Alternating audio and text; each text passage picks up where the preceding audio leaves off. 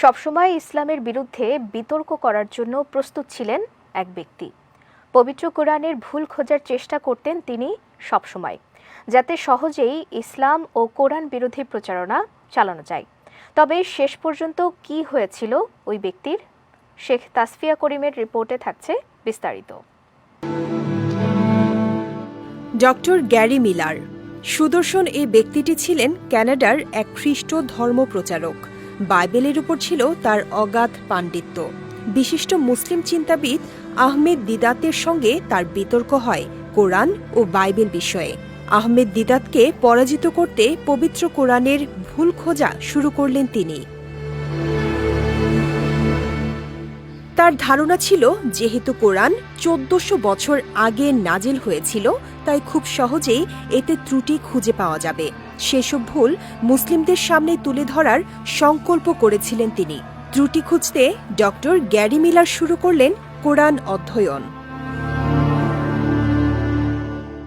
এদিকে পবিত্র কোরআনে সূরা আল বাকারার 2 নম্বর আয়াতে মহান আল্লাহ বলেন, এই সেই কিতাব যাতে কোনো সন্দেহ নেই, মুত্তাকিদের জন্য এটি পথ নির্দেশক। অর্থাৎ পবিত্র কোরআন এমন এক গ্রন্থ যাতে শুরুতেই দাবি করা হচ্ছে এতে কোনো সন্দেহ নেই। এছাড়া সূরা আল নিসার 82 নম্বর আয়াতে আল্লাহ পাক আরও বলেন, তারা কি কোরআন নিয়ে গবেষণা করে না? আর যদি তা আল্লাহ ছাড়া অন্য কারো পক্ষ থেকে হতো, তবে অবশ্যই তারা এতে অনেক অসঙ্গতি দেখতে পেত। এগুলো দেখে ডক্টর গ্যারি মিলার এবার আরও গভীরভাবে কোরআন অধ্যয়ন করলেন। তিনি দেখলেন কোরআনের বিভিন্ন স্থানে বিশ্বনবী মুহাম্মদ সাল্লাল্লাহু আলাইহি ওয়াসাল্লাম এর ব্যক্তিগত জীবন নিয়ে তেমন কিছুই লেখা নেই। আরও কিছু যুক্তি দেখে তিনি মানতে বাধ্য হলেন কোরআন মহানবী সাল্লাল্লাহু আলাইহি ওয়াসাল্লামের লেখা নয়। ডক্টর গ্যারি মিলার আরও একটি বিষয় খেয়াল করলেন। কোরআনে ঈসা আলাইহিসসালামের মা মারিয়ামের নামে একটি বড় পরিপূর্ণ সূরা রয়েছে, আর এ সূরায় তার এত ব্যাপক প্রশংসা ও সম্মান করা হয়েছে যে এত প্রশংসা বাইবেলেও দেখা যায় না।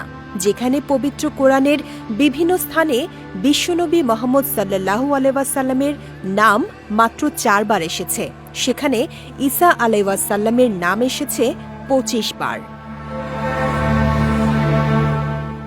তিনি আরও দেখলেন কোরআনের বিরুদ্ধে যেসব অভিযোগ আনা হয়েছে তার কোনোটি যুক্তিতে টেকে না। প্রতিটি উত্তর কোরআন নিজেই দিয়েছে, আর তার এই অধ্যয়নই তাকে নিয়ে গেল ইসলামের পথে। ইসলামের দোষ খুঁজতে গিয়ে তিনি হয়ে গেলেন একজন মুসলিম, অর্থাৎ মহাসত্যের কাছে সমর্পিত একজন। ইসলাম গ্রহণের পর তার নাম পাল্টে রাখা হয় আব্দুল আহাদ উমার। শেখ তাসফিয়া করিম, বিজয় টিভি নিউজ ডেস্ক।